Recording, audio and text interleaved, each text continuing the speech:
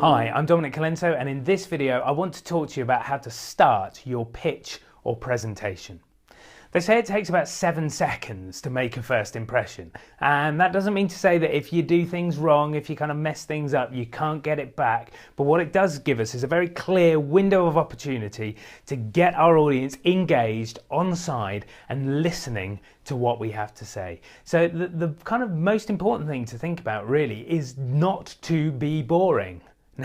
Now, what do I mean by that? I mean, don't do what everyone else does. I've sat through so many presentations where I've listened to someone say, good afternoon, everybody, or good evening, everybody, or good morning, everybody. My name's Dominic, I'm from Inflow Training, and I'm here today to talk to you about, well, if you're here today to talk to me about, then just talk to me about it. Get on with it, get in there, and tell me the interesting stuff that's going to get my attention. So what I'd recommend you do is this. I'd recommend that you start with a bang. I recommend that you do something a little bit different. I don't mean do anything crazy or, you know, pull a big stunt. What I do mean is start, instead of all that preamble, that good morning, good afternoon, start with a fact, with a figure, with a quote, with a story, maybe a bit of video or a bit of music, something that's going to grab the audience's attention and really get them engaged. Because what we don't want them doing, and this is what I see in so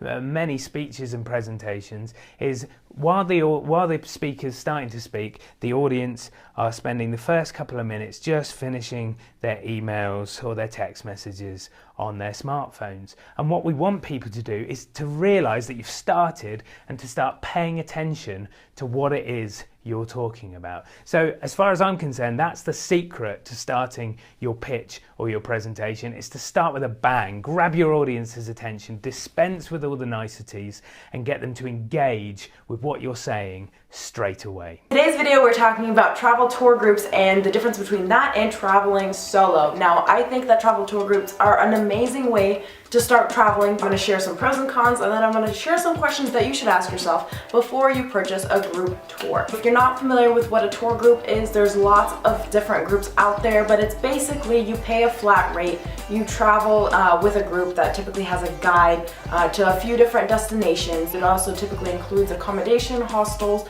and different activities that you might be participating in with that group of people. There's usually, I would say, 20 to 50 people that you're traveling with. The location, the duration, the price of the travel, and the style of the travel varies quite a bit with different groups, so check them out before you get into that. So, some pros and cons of traveling with a tour group versus traveling by yourself. Pro, you're paying for a package. So if you're a first-time traveler or if it's your first time planning your own trip, it makes travel a lot more accessible, especially if you're feeling overwhelmed by all the different choices and all the different things that you need to consider when you're traveling. Con, you're paying for someone to put together a package for you, so the price of the actual trip is going to be more expensive than if you were going to do it all on your own. So the fact that it's a package deal is really nice if you're just getting out and traveling and it's kind of daunting and overwhelming, which I can totally relate to, but you're also paying a premium for that convenience of not having to figure everything out on your own. And that actually brings me to my next pro, which is that everything is figured out for you, so you don't have to make a bunch of decisions on the destination, the accommodations, or the transportation. All that's figured out for you. That's especially helpful if you're somebody who's first getting out to travel and it's kind of overwhelming with how many choices you have out there. And it's also really helpful if you're the type of person who gets analysis paralysis and gets FOMO, like trying to decide which destinations to go to for how long. Definitely reduces the amount of decisions that you have to make, which kind of makes it a little bit easier. But that's also a con, because everything's figured out for you. There's less flexibility with the itinerary itself. It's also harder to go at your own pace because there's a set agenda most of the time. Pro, because you're traveling with that group, you have an instant group of people that you could make connections to, and it makes it a bit easier to make friends. Now, some people join the tour groups with 1 or 2 other friends. Maybe they were already planning a vacation and this makes it easier, but tons of people show up and go alone and just make friends while they're there. So rest assured, there's plenty of people who going on group tours by themselves. Con, because you're in a big group of people that you'll eventually become more comfortable with, it makes it a bit more challenging to meet people outside of that group, especially locals or other people in hostels that you might be traveling with, because you kind of get used to being in your own little group, and you're also a bit less approachable if you're a group of 30. If I'm a solo traveler and I want to go make a friend, I'm not going to go approach the group of 30 people, I'm going to go approach the person sitting by themselves. So you're less likely to meet people outside of the group, but that depends on the style of group, and that depends on basically the initiative that you make to branch out. And naturally, when you get a group of 30 to 50 people together for days at a time and they're all kind of getting exhausted together, every now and then there's a little bit of drama. And the final pro is usually there's a set itinerary, so you get to see a ton, because these guys get really efficient at booking things back to back in a way that makes sense so that you can squeeze in as much as you can out of your travels. But that's also a con, because you are doing a lot. And it can get pretty exhausting at times. But again, this depends on the style of the company that you go with. So some groups hold your hand basically the entire time, kind of like EF College Break. They'll put everything together and just give you an itinerary. But then there are some groups that are a bit more flexible, like Bus About, where it's just a bus trip and you can opt into different excursions if you like, and there's a lot more flexibility. It depends on the group. So take a look at the different companies that are out there. Okay, good day to you. My name is Sufyan from Hayamin. I'm just going to show you a bit on our AVA interactive solution. Alright, so what we're going to have first is our interactive whiteboard. We've got a projector, then we have got some splitter and switcher over here, and we have got this wireless presentation box, and we have got a laptop, and the other one here. Okay, over here we have got this touch monitor. Alright, so how all this thing works is, okay, let's come over here. So what you can see here, we have got these two cables. One is the USB cable and one is the HDMI cable.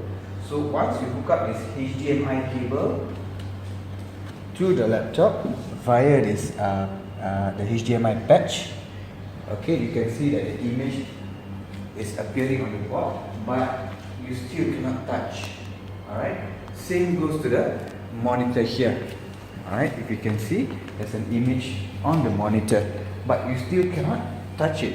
So what's happening is that you have to add another cable, this USB cable, to activate the touch features. So by simply connecting this guy here will change to green. Alright, it will change to green, and you can see that the board is already touchable. Alright, so you can just open your whiteboard and you can touch. As simple as that. Okay, at the same time, let's go over here. You can see that the chairman, okay, that the chairman can also write from here. Alright, and if let's say you want to do some kind of presentation, you want to watch your video, you can play it again. Alright, and you want to do some kind of annotations, you can also do annotations. You want to explain a bit of on your videos and all, so you can also explain. Alright, and you can also open your PowerPoint presentations, or probably you've got your quotations and things like that. You can also do that. So if you see, if the boss have already seen all the quotations and the price is, for example, okay, like 6,000. So the boss from here can approve, right? Okay, the boss from here can approve this thing here, alright? You can annotate all this thing, annotate, and also you can move it, and you can press this, set this thing here, and let me just go ahead and change my color, my thickness, and you can just approve it. Once you see here, you can see it on the screen itself together. Alright? So it works both ways. In this video, we're going to talk about how to conduct a great performance review when you are a manager or a leader. There are 3 stages I'm going to cover in this video: how to prepare for a performance review, how to conduct a performance review, and how to follow up after a performance review. We have a lot of content to cover in this video, so let's get straight to it. Before we get into the main content for this video, I do want to address the question, what is the purpose of a performance review? Because when you understand the purpose of a performance review, you're able to conduct it with a lot more structure and in a much more purposeful way. So performance reviews allow you to understand and improve an employee's performance, motivation, and goals. In doing that, you can develop each individual toward their greatest potential and drive the entire team towards the team's goals. Performance reviews are a critical part of your job as a manager and leader. You'll be required to conduct them on a fairly regular basis, so you need to know how to do them well. The first part happens in the lead up to the performance review. You need to review your past performance review notes that you've taken, and you need to get familiar with things you've written down, such as action items, objectives, and expectations of that particular employee. I want you to compile your notes about what has happened since the last performance review and think about things like what they're doing that's working, what they're doing that's not working, skills or behavior they need to develop to improve. We will talk more about these questions in the next section of this video, how to conduct a performance review. But for now, what I want you to do is to just jot down some notes that you want to bring up, some key talking points that you want to bring up in the performance review that revolve around these areas. Once you've reviewed your performance review notes and you've compiled a list of key talking points that you want to discuss, then I want you to ask the employee that you're going to meet for the performance review to list things that they're proud of. So think of accomplishments, think of clients won, skills they have built, challenges they have overcome. It could be a number of different things that they come up with, but I want you to ask that employee to make a list themselves of things that they are proud of that have happened since their previous performance review. This process will not only help that particular employee feel more confident and a lot more calm about going into the performance review, but it will also help you identify things that you might have missed over the past year or since the last performance review, things you may have overlooked. The employee doesn't need to give you their answers before the performance review, but they should take their notes with them into the performance review because you're probably going to ask them about it. Once you have all of this information, then you need to create an agenda for the performance review meeting. A typical agenda will follow this structure: casual chit chat, 2 minutes, review the agenda, 3 minutes, how much the employee has grown since the last performance review, 5 minutes, current performance, 15 minutes, areas for improvement or training needs, 10 minutes, career plans, 10 minutes, targets, goals, actionables for the next performance review, 10 minutes. I recommend that you send this agenda to the employee you're going to be meeting about 24 hours before the performance review.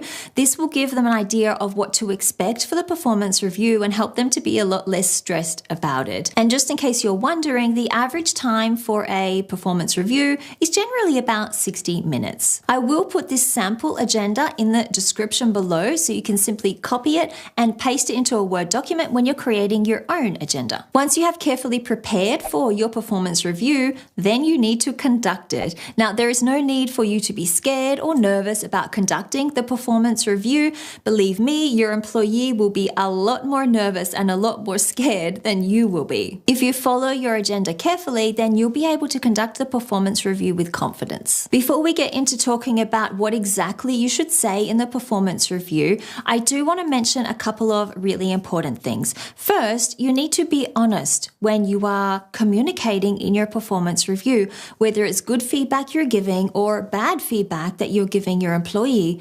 You need to be honest about it. If it's good feedback you're giving and you're honest about it, that person will be genuinely happy and pleased about the work that they have produced for you. If it's bad feedback that you're giving them, then at least they'll walk away with a clear idea of what they did wrong and what they need to improve on. A lot of people are reluctant to give honest feedback, especially when it comes to negative feedback, but you're not going to do that person any favors by hiding or by sugarcoating their deficiencies. The second thing I want to highlight is you need to be specific with your feedback. Whether it's good feedback or bad feedback, you need to be specific about what that person did or didn't do or should have done instead. This will help them walk away with a clear message about what they need to improve on, and it will help you as a manager or a leader address their deficiencies a lot faster. So once you have the right mindset going into the performance review, knowing you have to be honest, knowing you have to be specific, then you need to conduct the performance review.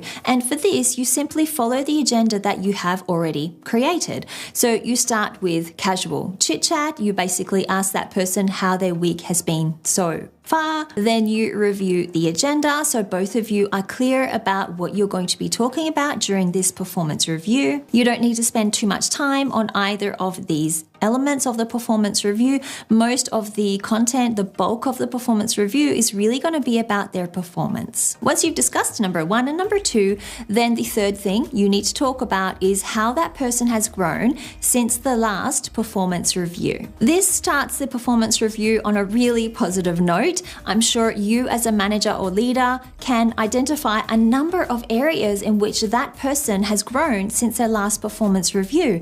If you think of their accomplishments, if you think of the projects they have been working on, clients they have won, skills they have developed, or challenges they have overcome, things that you have witnessed and identified that you can talk about as a positive aspect of their development. This is a great time for you to ask the employee, what did they write down when you ask them to list things they are proud of since the last performance review. This is a great way to get that particular employee relaxed, to get them feeling a lot more positive and a lot more comfortable about the performance review. And it will also ease you into the next step, where you talk about their current performance. And when looking at their current performance, there are specifically 2 questions that you need to ask yourself or discuss with them. You need to look at what they're doing that is working and what they are doing that is not working. You've likely already been thinking about these 2 questions yourself because we did discuss them in the preparation stage of the performance review, but now you need to actually ask your employee about them. In the preparation stage, you were thinking to yourself about what was working and what was not working. Now you need to discuss this with your employee because they might have a different perspective on these things. You can share your evaluation or your opinions on what you think they are doing that is working, what you think they are doing that is not working. Get them to respond, ask them to discuss, and try to encourage them into a discussion with you about these 2 issues. You can also ask them what is their opinion on what they're doing that's working, what they're doing that's not working. Because like I mentioned, they might give you a different perspective. They might even mention things that you were completely unaware of. I really want to emphasize here that the performance review is a 2-way conversation. It's not you talking only to your employee. Your employee needs to respond and react to what you have said. They also need to share their own thoughts, their own opinions with you as well. This will help them feel a lot more included in the performance review, and it will help you give them a much fairer evaluation as well. And this leads us nicely to the next stage where you talk about areas for improvement. Based on what you've discussed with your employee about what is working and what is not working, then you can guide them into a conversation about what they need to improve on and also how they can improve on those things. When we're talking about what that employee needs to improve on, it could be technical skills. For example, a program they need to master or learn how to use, tasks they need to become better at doing, or client work they need to learn to improve on as well. Or it could be soft skills. So it could be something related to their communication. They might need to delegate better. They might need to learn how to interact better with their co-workers. Maybe they need to be more punctual when they arrive at work. What you are trying to discuss with them here is skills that they need to develop, things that they need to improve on that will help them do their job better and help you give them a better performance review in the future. But you can't leave them hanging and just finding out what they need to improve on. You, as a manager and leader, also need to guide them and show them how they can improve in those areas. So do they need to enroll in training? Do they need coaching from you or from someone else? Do they need mentoring? Do you recommend that they work closely with a particular member of your team because that person completes those tasks really well or has already developed those skills? Think about how you can get that employee to develop those skills. This is your job as a manager or a leader. You are there to guide them, to support them, to nurture each employee in your team. And the areas that they need to improve on, and also how they're going to improve on those areas, this should be one of your actionable items that you discuss at the end of your performance review. The next thing you discuss is that person's career plans. You as a manager or leader, you need to know what that person's career plans are for the next 6 months, for the next year, or even for the next 2 years, because part of your job as a manager and a leader is to help them get there, to help develop them into being the professional that they want to be. I recommend you review their career plans that they talked about in the last performance review you conducted with them. Ask them how close they are to achieving those career plans. What have they done to try to achieve those plans, or at least work towards them? What do they need to do in the future? And if they haven't achieved certain career plans that they plan to achieve by this performance review, ask them what they think went wrong. Why didn't they achieve those career plans? You need to have a clear and an open discussion with your employee about their career plans, because this also becomes one of the actionable items or items that you will discuss in the next performance review. And at the end of the performance review, you should have a list of targets, of goals, of actionable items that you require of your employee. You should have a list of things that you are required to perform as well. So if you need to organize training for that particular employee so they can build skills in a specific area, this is one of your actionable items as well. This needs to be clear between you and your employee before you end the meeting. Both of you need to walk out of the meeting having a clear idea of what you need to do, what the next steps are. And once you've conducted the performance review, your work doesn't stop there. You need to follow up after the performance review. And this includes 2 things. You need to write a summary of the performance review, and you need to send it to that employee. Your summary should include key points discussed, issues raised, actionable items, and objectives agreed to. The summary only needs to be 1 page, so use bullet points as much as you can. And when you send it to the employee, which is the second step that you need to do, you need to use a warm and a personalized message in your email when you send them the summary. Because at the end of the day, your employees are people, and you need to treat them as though they are people, with respect, with warmth, and with support. This is the job of a manager or a leader, and you need to keep this in mind next time you conduct your performance review. Hello, I'm Jamila Musaiva, an international social etiquette consultant and author of the book Etiquette, the Least You Need to Know. In today's video, I'm going to be telling you about what is the least that you need to know about dining etiquette. Before I get started, let's address 2 questions.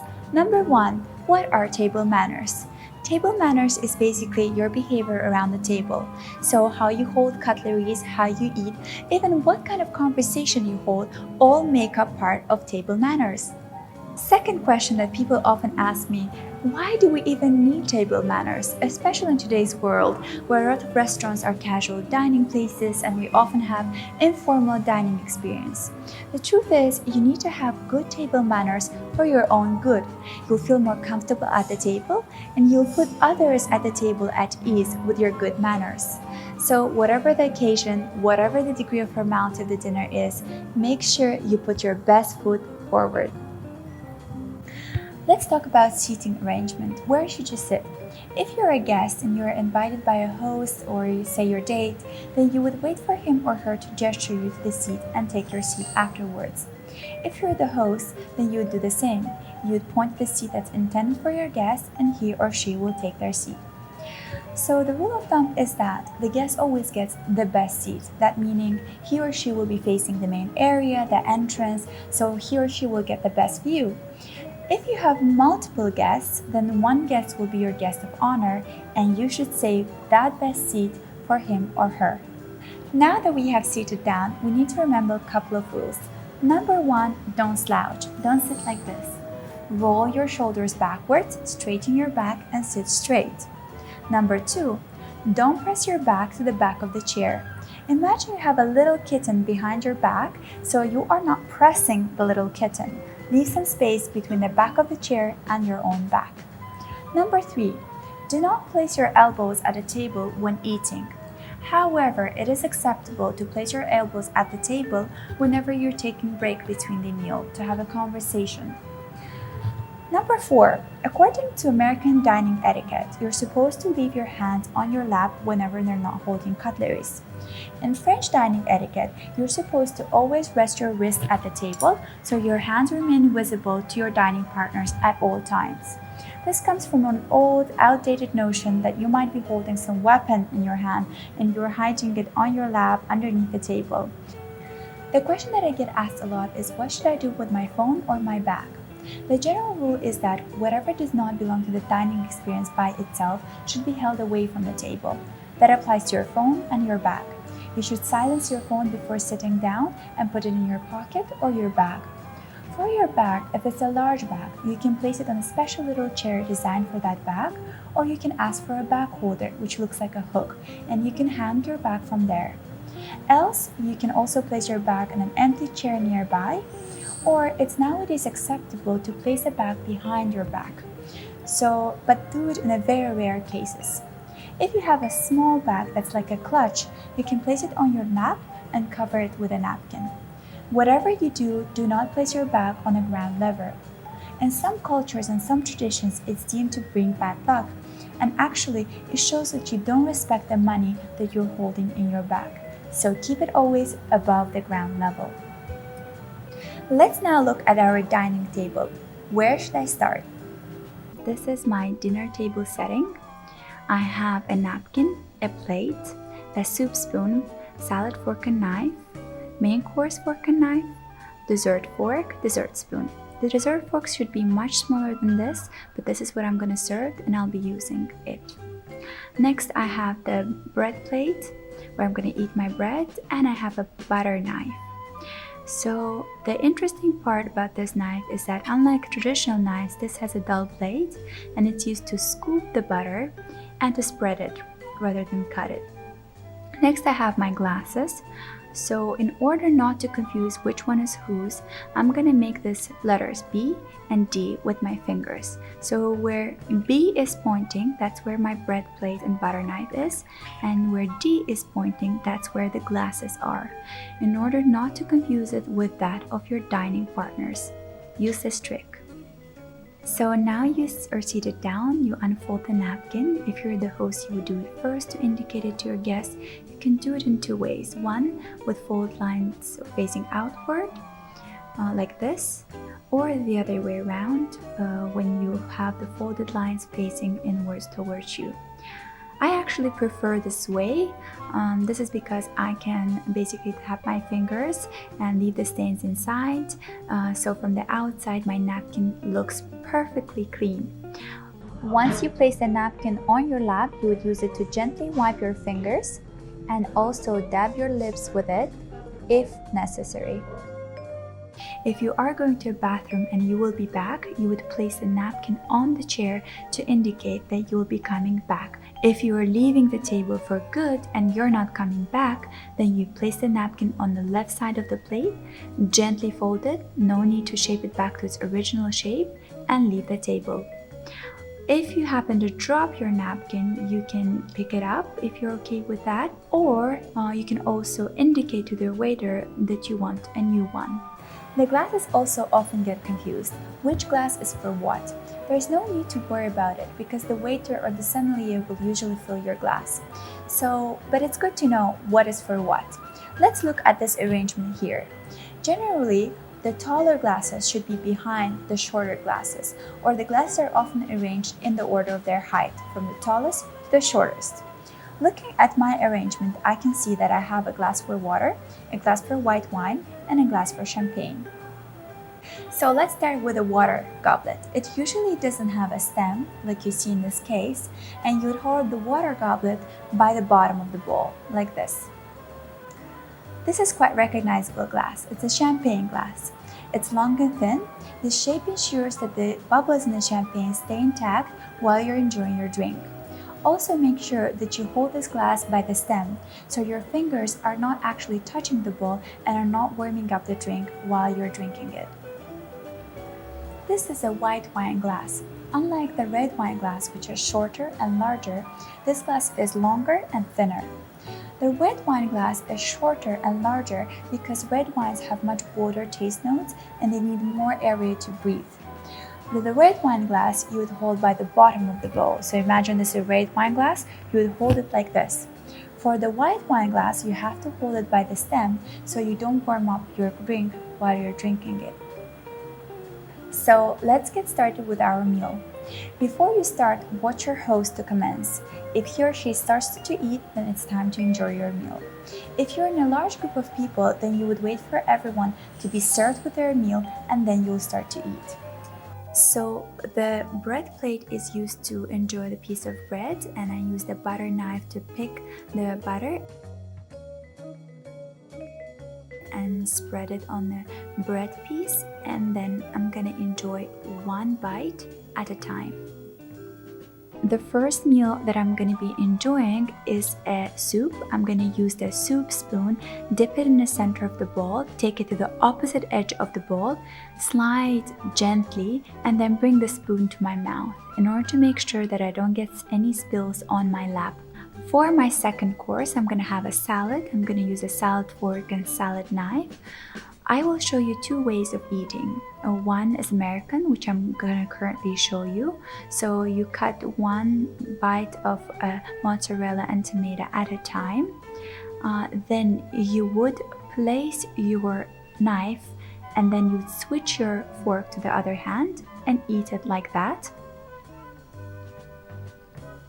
The other way is the European or continental way of dining, where I would just use the fork and knife and in the same way and use it to cut my tomato and mozzarella.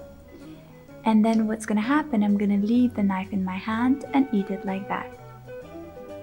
Here I have my main course, which is chicken breast with parmesan. I'm gonna use the main course fork and a main course knife to cut the chicken breast one piece at a time. When you're done with the meal, you place your fork and knife in a position 12 to 6 o'clock with tines facing upward or downward, like the French dining etiquette does usually. Or you can also place it in a position of 10 to 4 o'clock, just like this, and with a fork facing tines facing down or facing up. It's up to you. Once you've finished your main course, it's now time to enjoy the dessert. This is the perfect time to excuse yourself from the table and use the bathroom if you wish so. So here I have a dessert fork and a dessert spoon. I will slide them to the both sides, respective sides. I'm going to be using a fork as a holder and a spoon to cut as a knife. So I'm going to hold the dessert with a fork and cut it with the spoon. Then I'm going to use the fork to push any remaining particles that I want on my spoon and use the spoon to eat my dessert. Once you're done eating your dinner, it's time to indicate to the waiter that you're expecting a bill. You can do so by having eye contact with the waiter or by raising your hand at your elbow. Once you have paid the bill, it's time to leave. You should take your napkin, fold it, not too neatly, and place it on the left side of your plate, and leave. If you're the host, you do so indicating to your guest that it's time to leave. If you're a guest, you watch the host to do so, and you leave. Event planning isn't easy, but I'm going to give you 4 key takeaways to help you as you organize and plan your next event. And listen, be sure to stick around at the end because we got a free gift to help you as you make your next event your best event. Now, these 4 key takeaways will be essential and a starting point to give you practical things to mark off your checklist before even diving into the planning process. These event principles will turn an otherwise stale event into a remarkable experience. Be sure to subscribe to our channel because after this Event Planning 101 video, we have even more practical tips for you to dive in as you plan your event. So let's get started. I'm Billy Bowie, founder and president of Elevate Experiences, From consulting to creation, I have over 20 years of event production experience. I've seen what it takes to make an event go from good to remarkable and want to provide you with some steps you can take to do the same thing with your next event. All right, let's dive in. Tip number 1, listen to your client and understand the goal. Now, the very first thing to do as an event planner is to listen to your client. Now, your client might not be a paying customer, and if you're the event planner at your company, your client could be your boss or the CEO or whoever is hosting the overall event. If you work for an event planning company, your client would be whoever's paying you for the event. So beginning with your ears is crucial. The best event planners make sure they listen to their clients' hopes, goals, dreams, and execute on those things accordingly. You never want to become an event expert and impose your own will, but as the event planner, they'll look to you as an expert and they'll want you to lend your knowledge and advice. But overall, you want to make sure you've understood your clients and understood their goals and make sure you plan something that fits in with the picture they have for their event. Tip number 2, think for your guests. Now, once you've heard your clients' ideas and fully understand their goals, it's time you know the audience so you can plan an event that truly has your guests remarking at the end. Ask yourself these handful of things as you work through this. Who is your guest at the event? Think about the demographic of the room, everything from their age to their type of work to even the type of music they like. Really try to understand who will be in the room experiencing your event.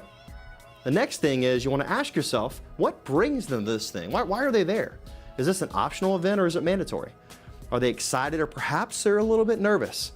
Is this a repeat event or will the guests be experiencing this for the very first time? Now the last thing is, how do I want my guests to feel at the end of this event? Do you want your guests to feel excited, energized, impacted, inspired? Really important things to think about. And once you fully understand your guest, you'll know this is an essential part of making an event that really connects to the audience. Have you ever been to an event where you felt like it was created specifically for you? What was that like? Go ahead and drop a comment below and share. I'd love to hear from you. Isn't it great when you've been to something you could tell it was designed specifically for you and they had you in mind? Knowing your guest will help you create an environment where they feel cared for, thought for, and this, my friend, will leave them remarking about your event. All right, you ready for tip number 3? Know the difference between an event and an experience. One of the greatest things you can do for your client, your guest, and honestly yourself, is to plan and produce an experience, not just an event. One thing I love to say is that an event is something you attend and an experience is something you undergo. As an event planner, you don't want to create a short-term event where people leave the same way as they walked in. Instead, you want to create an experience where people just feel impacted and they leave better, they leave changed because of the thing you made. Now, listening to your client, understanding their goals, creating an experience that's custom for your guest will leave a lasting impression on them. These handful of tips are the starting point for any remarkable experience. Now, I have one final tip and a free gift for you. Tip number 4, follow a checklist. As an event planner, you've got 1,000 details running through your mind, right? For every event you plan or organize, you want to have a checklist you can follow to make sure you don't skip a beat. In fact, are you ready for the special gift I mentioned at the start? We've got a free event planning checklist for you today. This checklist will help you think through practical details as you plan your next event. You can find the link to get your free download in the description below. These first 3 takeaways are key to creating a remarkable event and are essential to do before getting started in the event planning and logistics part of your event. You want to make sure you listen to your client, think for your guest, and create an experience.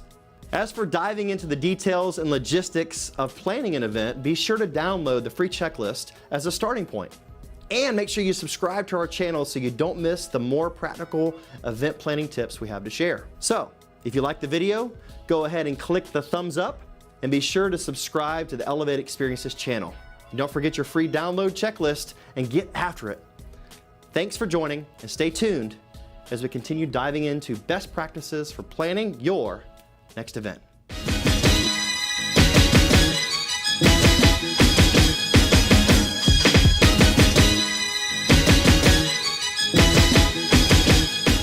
Next event. Guys, event planning isn't easy, but I'm going to give you 4 key takeaways to help you as you organize and plan your next event. And listen, be sure to stick around at the end because we got a free gift to help you as you make your next event your best event.